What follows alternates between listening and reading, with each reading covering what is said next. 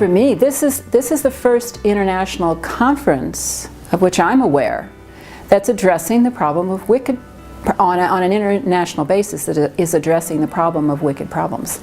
And that's a first. And congratulations to the organizers, because I think they've recognized how widespread these challenges are and that they have to be dealt with in very different ways than we've been dealing with our problems in the past. So I'm very excited about this, and the sponsorship by the foundation. I think is a wonderful step forward for Portugal and for the rest of us who are engaged in wicked problem territory, problem solving in wicked problem territory. There are many ways to address wicked problems, many different strategies.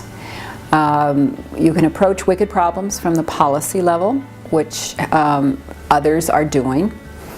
You could address wicked problems bottom up, and over the years that I've found that there is more latitude and flexibility in dealing with wicked problems from the bottom up, because wicked problems have to be understood in context, and from the bottom up you can understand the problem in its context. The people who are in that space, how they view the problems, what solutions do they think might work, and it requires their involvement to be part of the problem-solving process.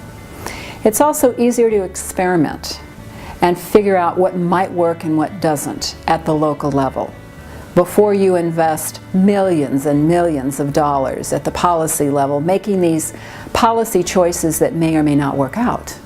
I mean, we've spent billions trying to fight poverty in the United States. Many of those did not work out.